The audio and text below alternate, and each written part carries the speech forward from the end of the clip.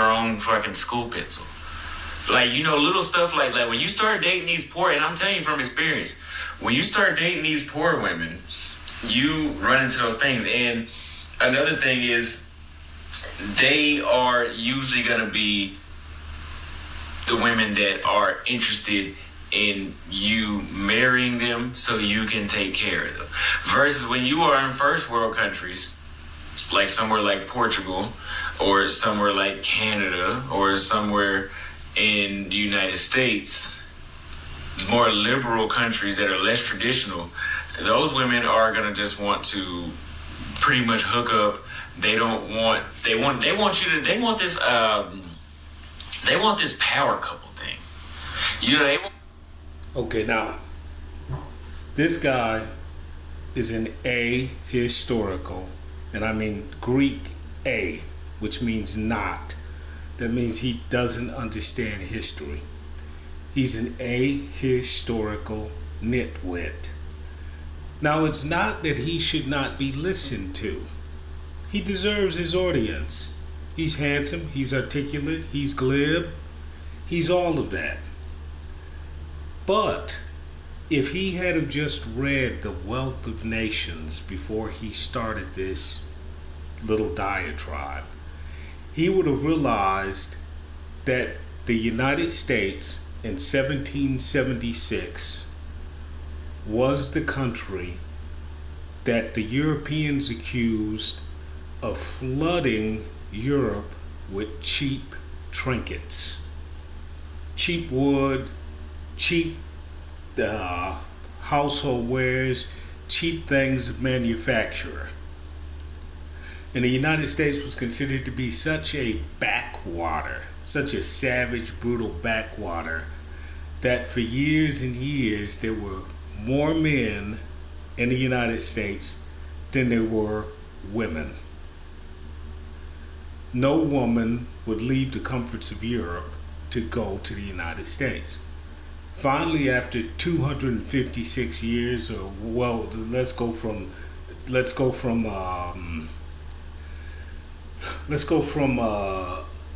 the Virginia colony in 1615. So from 1615 all the way until practically today, it took all of those years to have an equal number of women. There's slightly more women now in the United States. They have an equal number of women as there are to men. So women have always been a premium in the United States.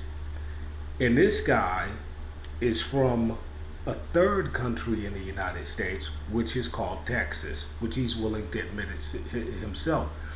And Texas always had a shortage of women.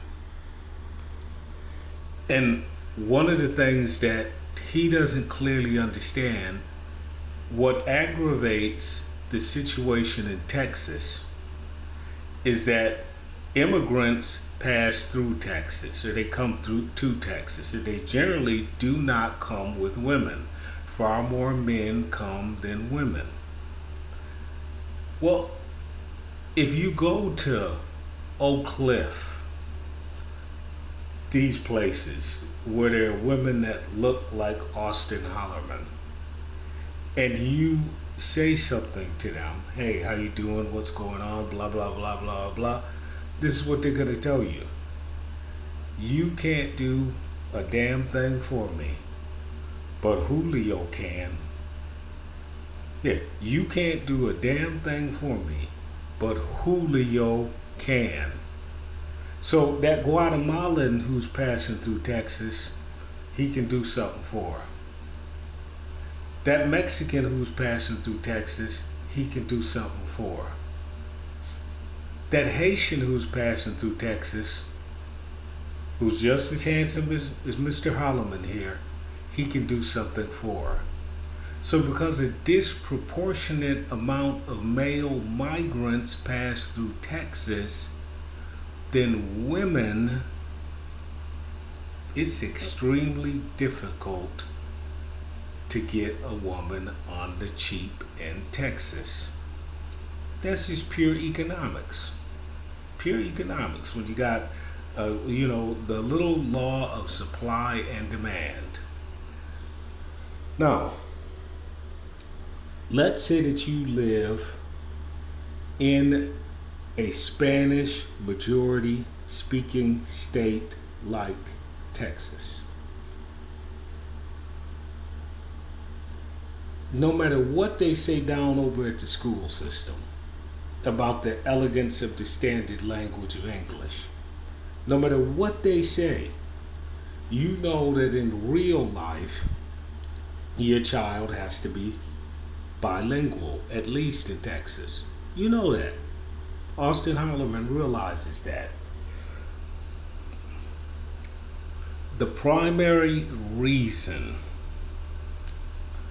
for meeting a Latina, meeting a Filipina, meeting a China, a Brasileira, the primary reason for meeting them is the skills that they bring into the family. The skills that they bring into the family are what you're looking for. Quando você somente está procurando bunda, você vai encontrar bunda. Puxa. See? When that's what you're looking for, no se libro, somente bunda. Bunda. Se libro no, bunda sim.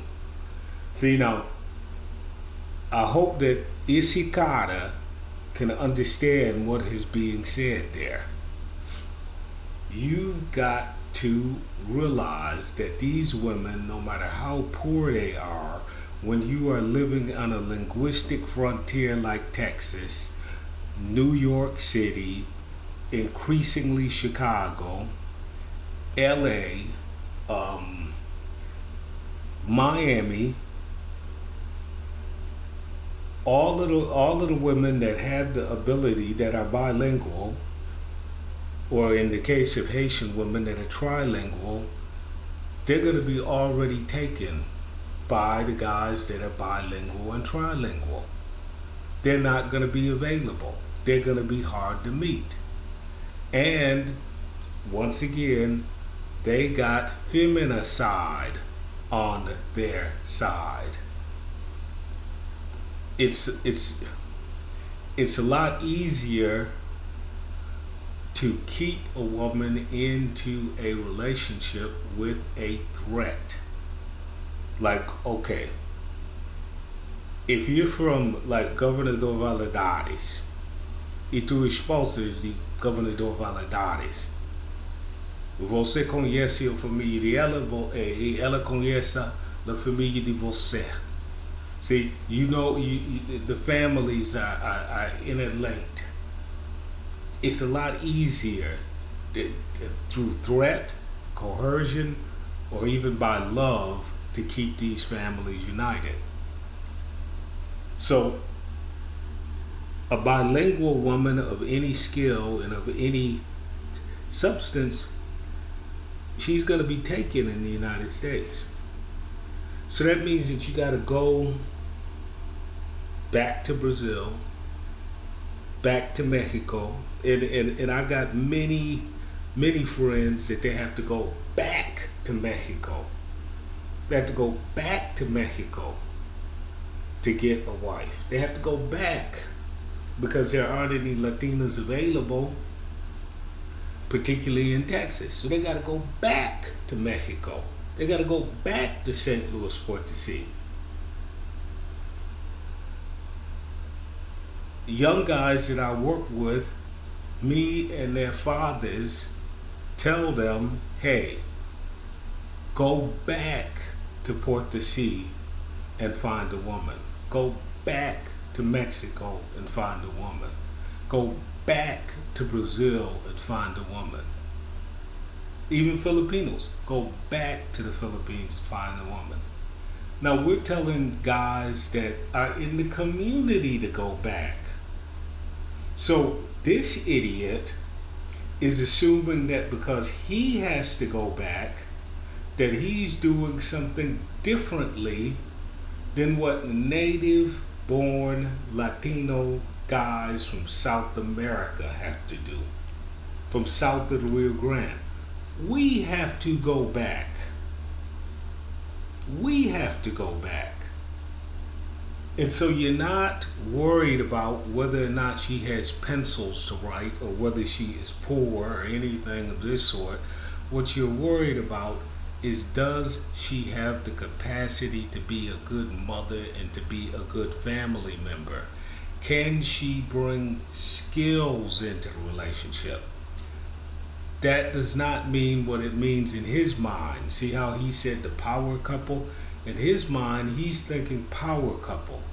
In the Latino mind, what we're thinking about is, can she get along with me? Can she get along with my mother? Is she going to be a good mother? Will she build a good family? If I should happen to pass, will she be a good abuela? See, that's what we're looking for. What he's looking for is exactly what he says. Ele está procurando bunda. Somente bunda e não mais. See, and if you were to say that to him, he said, "Oh no." If he completely understands what I'm saying, he said, "Oh no, that's not what I'm seeking." The material wealth of these women is not important. It's what qualities and what skill is she bringing into the relationship. That's what's essential. Latin men, like, ok, é última mulher e ela está fazendo somente faxinas. Bom, não existe problema. Cuida-me crianças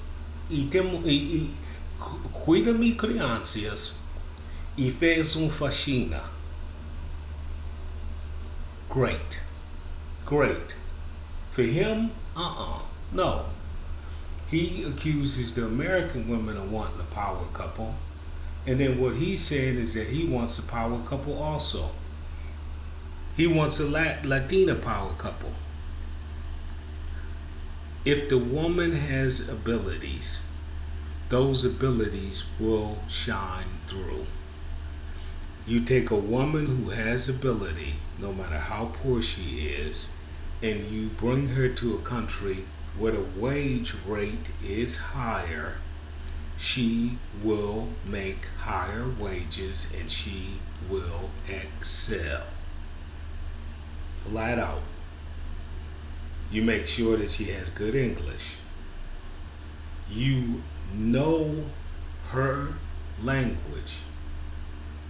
Like, I would have to tell this idiot here that my ex-wife, who was a college graduate, before she could start studying Spanish and English, she had to get better Portuguese. Her Portuguese was terrible. And that happens in Brazil because you practically have a 68% illiteracy rate. Disalphabetos. So you got to come in, you got to shore up their Portuguese. Or if they speak Spanish, you got to come in and you got to shore up their Spanish. If they speak Tagalog, you got to come in and you got to shore up their Tagalog. You got to make absolutely sure that they know what they're saying in their dominant mental language. They've got to know exactly what they're saying. It's like you watch these I'm going to teach you Spanish in a day channels. And on and on and on and on. The translation from English to Spanish will be faulty because the person that is doing the translation doesn't know that he is not locked into using one English word. Like, I like coffee. And then he'll take I like coffee and try to translate I like coffee into Spanish, Italian, Portuguese, whatever. And he doesn't realize that like should not be used in that situation. It's not that his Spanish translation is bad or his Portuguese translation is bad. Eu gusta café, me gusta café. It's not that any of that is bad. It's that he can't use like. Not when he's going to Latin. He might be able to use like, and I don't know, I'll have to look up the translation. He might be able to use like if he's going to Dutch. He might be able to use like if he's going to German. He might be able to, use like with those languages, but he can't use like with the Latin languages. And so he doesn't realize that.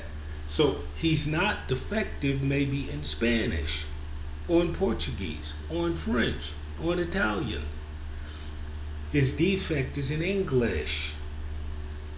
So that's what this guy doesn't understand is that you're gonna have to teach that lady Portuguese all over again.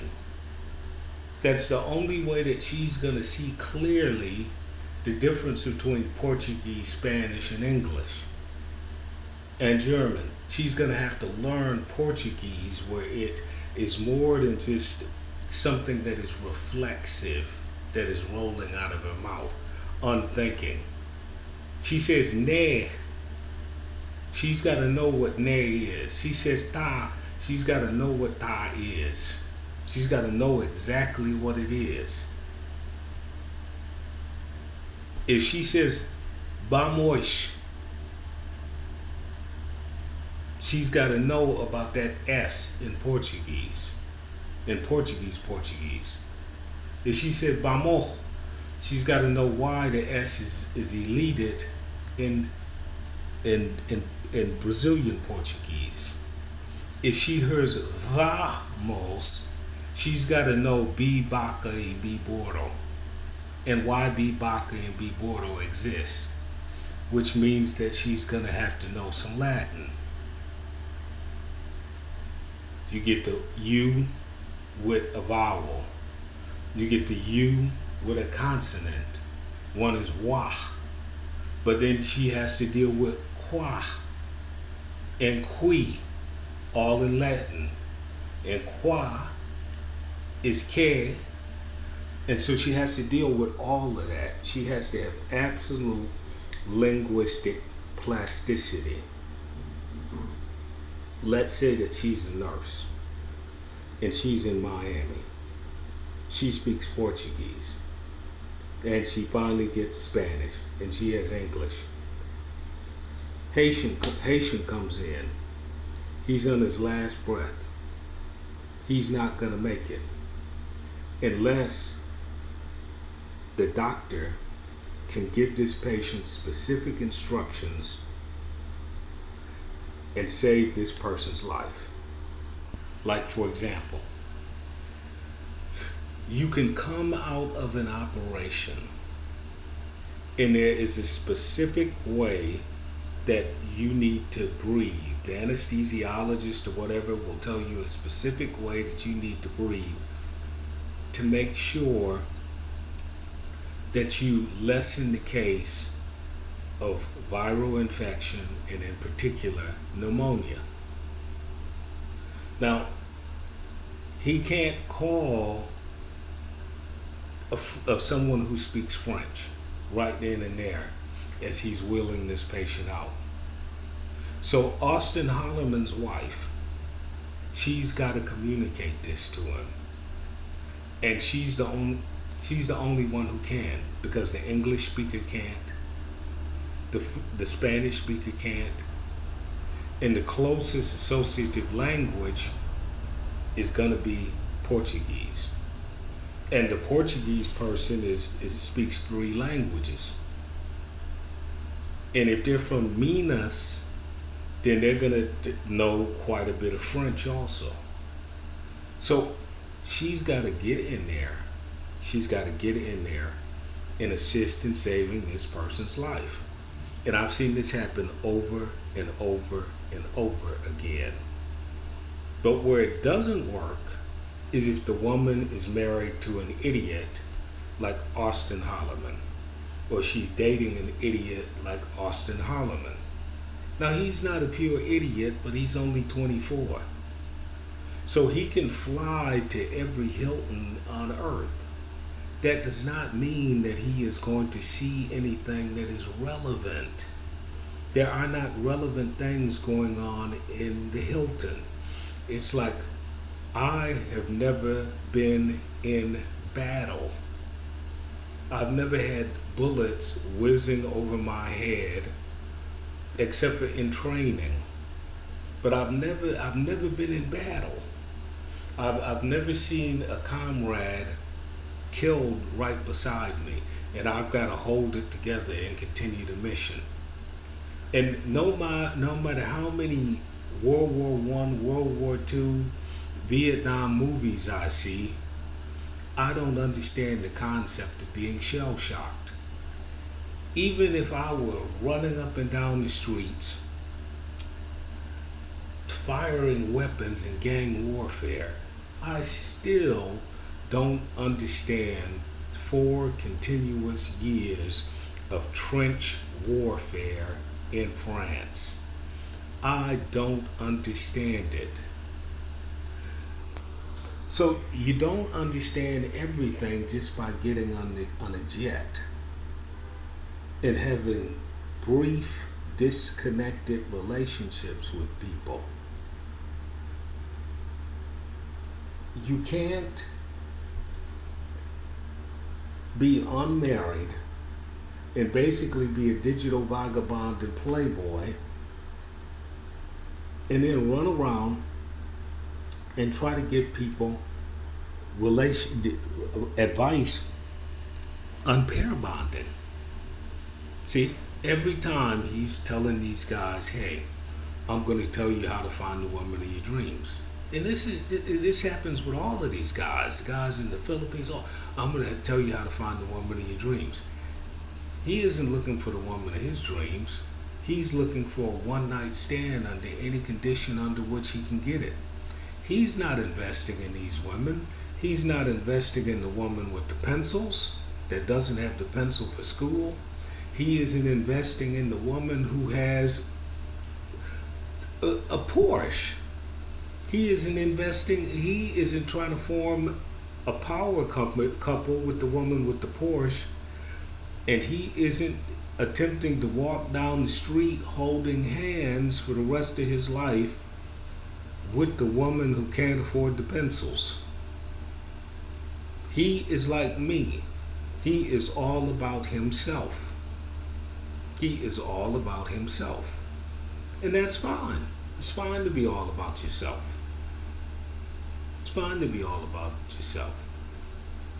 But I've tried to be in a real, lifelong, committed relationship.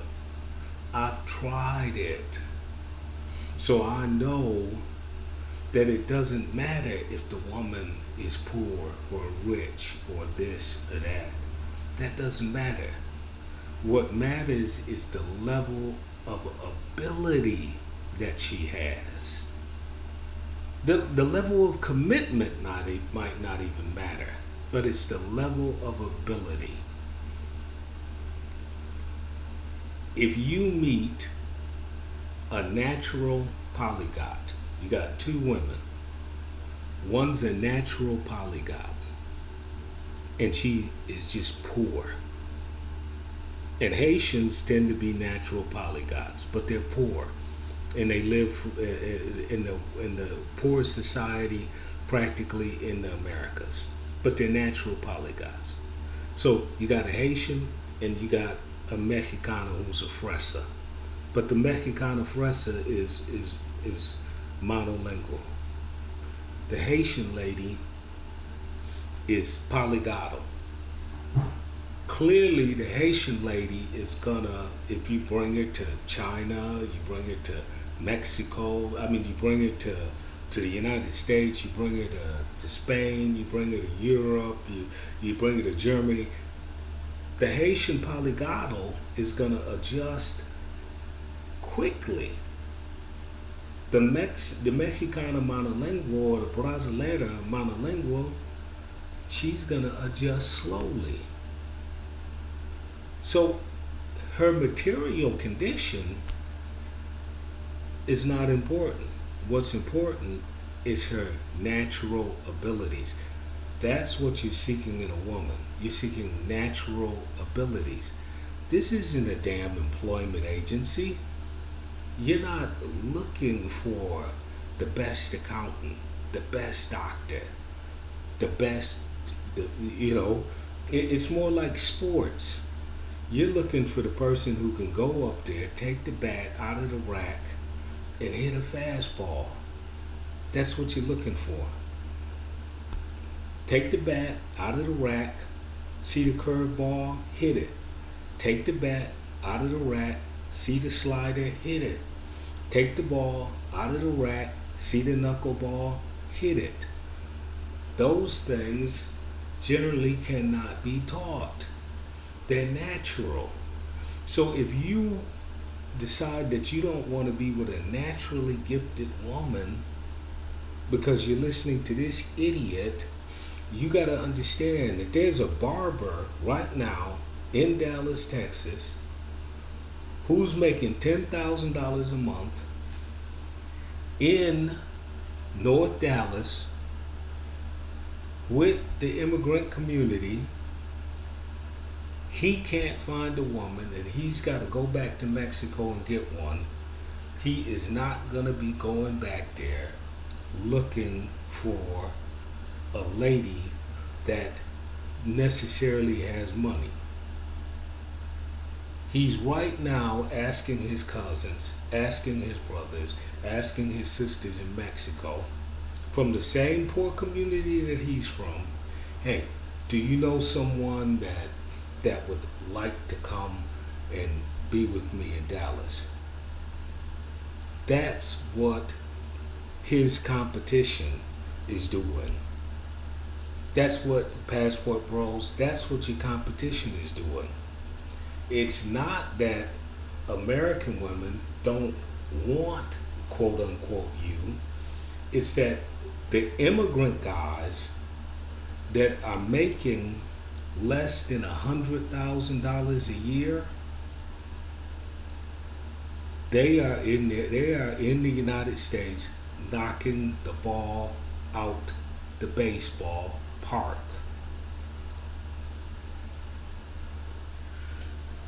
The community that I lived in the same area that he lived in, is 99% Latino. 99.9% Latino.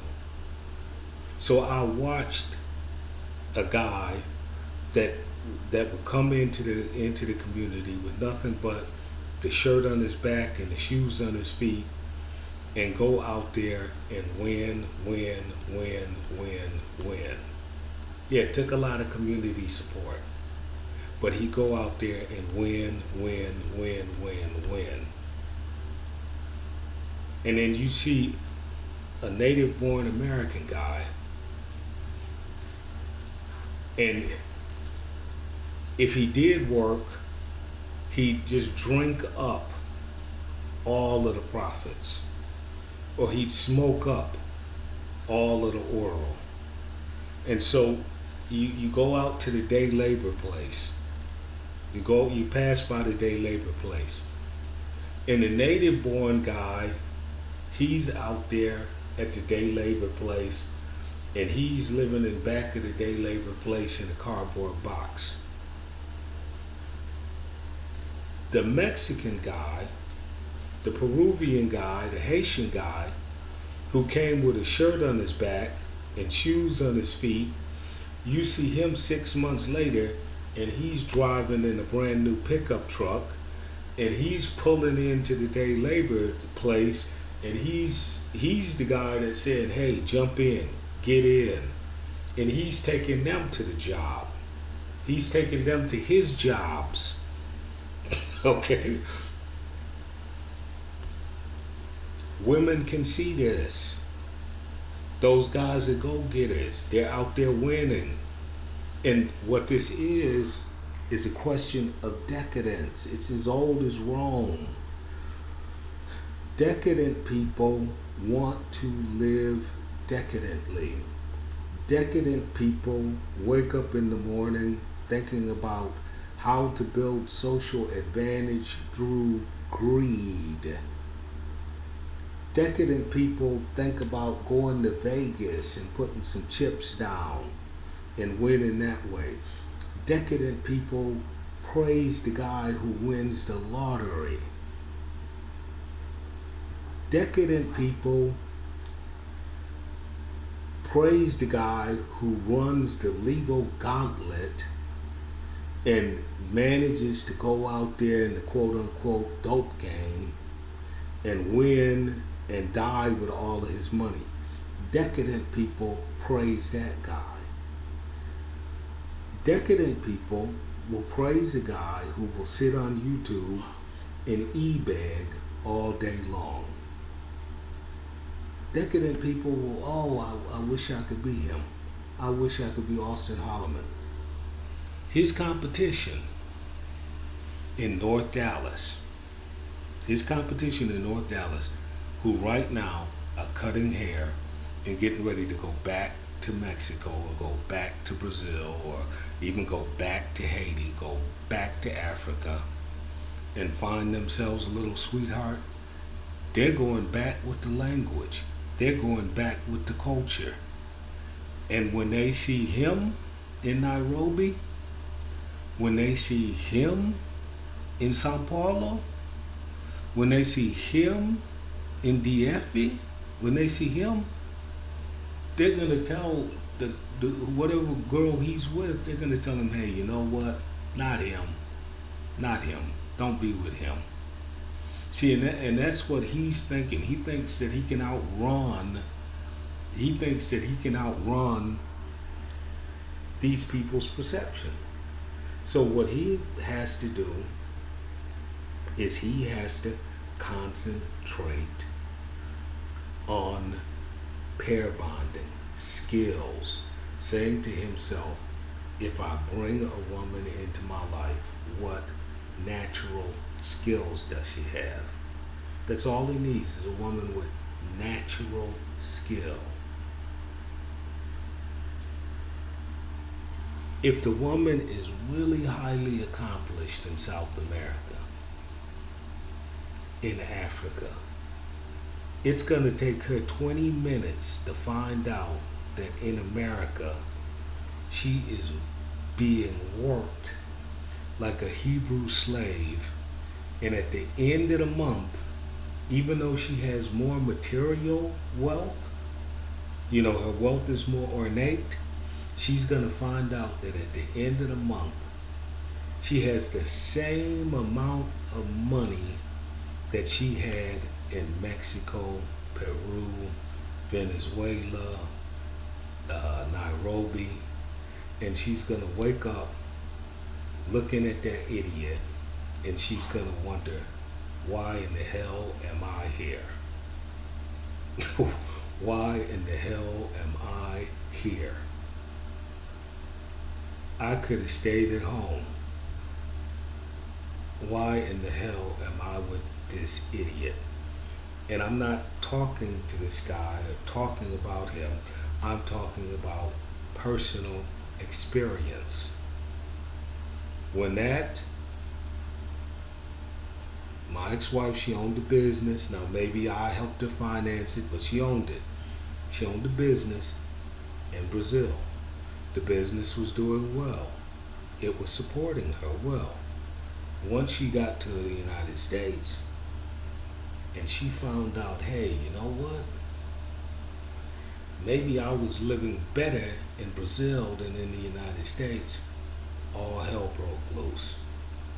See, he doesn't understand that the competition is relentless. The minute I left home to go to work to support her,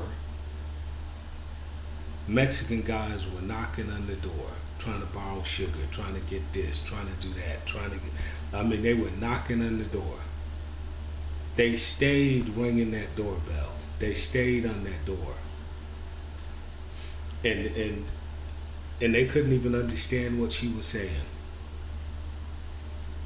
But they stayed on that door. They stayed over there trying to knock out the competition. They were desperate. They were relentless. You know, that's what he doesn't understand. So he can bring a woman back to Dallas, but that's when all hell is gonna break loose for Mr. Austin Holland. He, I tell Austin this, because he thinks that he's just absolutely the prettiest dude in the world. And I said this in other videos. I go and the ex-wife said that she's gonna meet her friend. I go over there with her friend, and her friend is living in I'd say about a $10,000 a month condominium in the ritziest part of downtown Dallas. And she looks just exactly like a fashion model. Then she explains to the ex-wife and me, I'm listening, about who she's going out with and how she affords this $10,000 a month place. And it finds out that she's with the Dallas Mavericks. She's a basketball girl. So, on the way home, I told the wife, casually, I said, look, you know what? I've been through this before. It's not a big deal. I said, I'm going to just tell you the truth. There is not an ounce of difference between you and your friend. You're just as beautiful. Your breasts are bigger. Your waist is thinner. You're taller. There's not an ounce of difference between you and her, except for just those little minor things which are to your advantage. And so I said, look, you would attract the same type of guys that she attracts. Same thing. I said you could move in with her tomorrow and you do just as well. You know. And I said, and I explained that to you in Brazil, and I'm explaining that to you now, and that's just, facts are facts. No reason to hide that from you. Okay, she was faithful. She hung in there for a while. But the way things go in the United States, they don't always go in your favor, so there was a layoff. I'm on unemployment. The Mexicans come and tell her, the Mexican neighbors, they come and tell her, hey, you know what? Él es muy huevón. Él no quiere hacer nada. Nosotros diga a ti que este es como este tipo y. They're saying all this stuff. She's listening. She listened to everything these Mexicans got to say.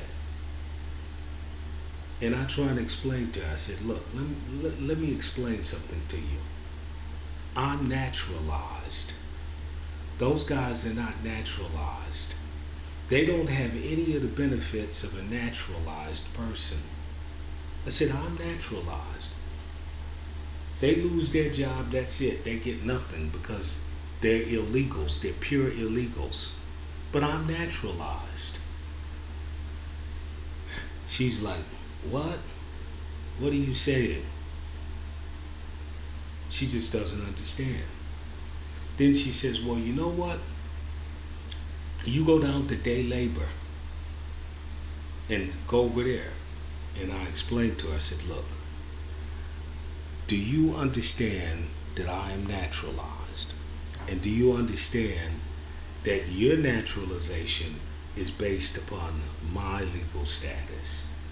If I go over there and work under the table and somehow that's detected, I'm in trouble, you're in trouble, things don't go well for the both of us. No, no, no, no, no, no. You're just lazy. You're just lazy. Okay, all right, okay. Now at that point, you're listening to the Mexicans. They don't know. They're non-naturalized. They don't have any papers, you know. And you can even, and this is what Harleman doesn't understand. Many a times, I would say to a Mexican dude, hey, look, why live as an illegal? I was married twice.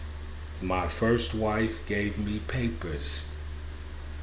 I said I loved her very much, but I couldn't sustain the relationship. But as a result, I got papers out of it.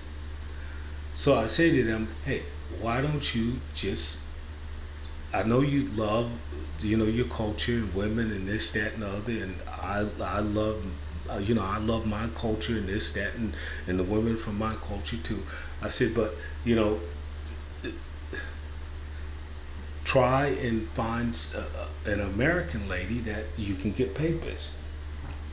Well, they're like, no, no, no, no, no. The American women are too this and they're too that, and it's too like this and it's too like that. Okay. Then you find the same guy. He's got to pay the coyote $6,000 to get his little sweetheart to Dallas. He's got to pay $6,000. And when she gets there, he's got to fight tooth and nail for her.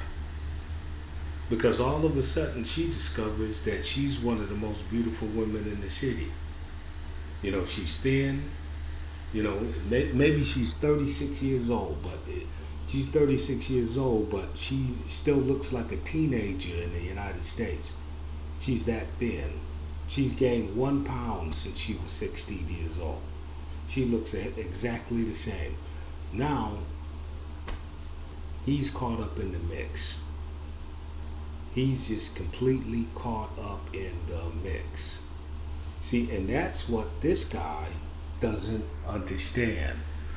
He doesn't understand that, hey, the guys from her culture who come to the United States, who do better than he does in the United States, if he brings it back, they're doing the calculus.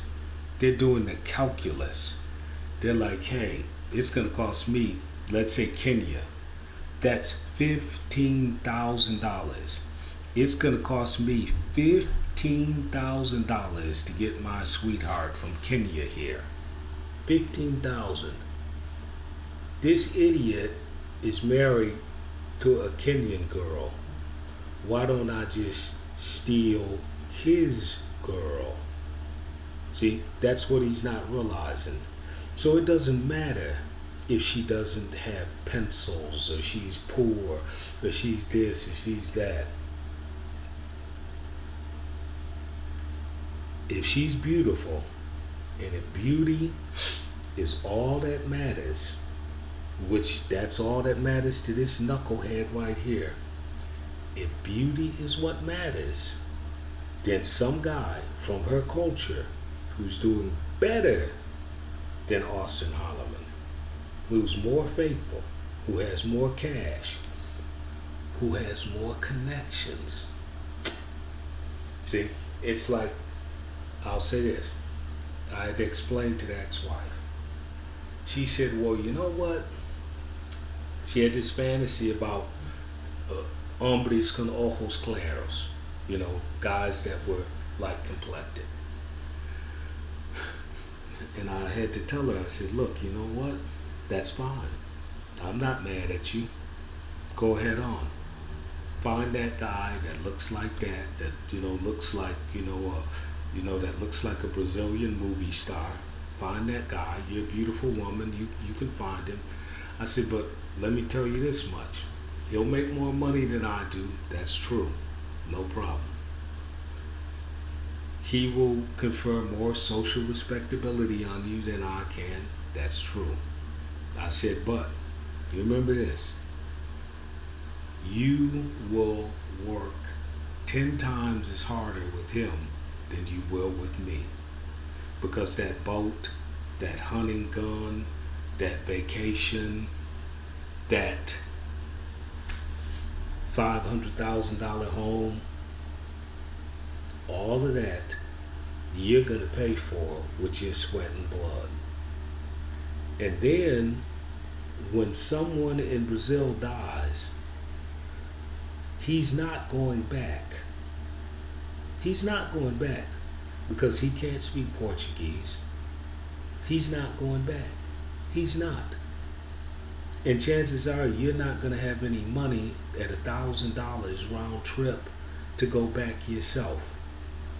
So you can do that, and you might as well accept the fact that you'll never see Brazil again. She's like, no, that can't be true.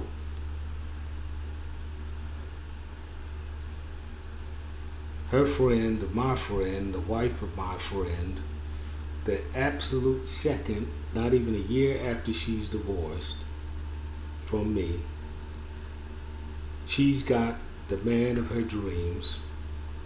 She has a birthday party. She invites everybody. And her and this guy are over at the birthday party attempting to strangle each other. I and the entire Brazilian community were laughing. We all just laughed. We could see it coming. We could see it coming. We tried to explain to her as best we could. She didn't want to believe us.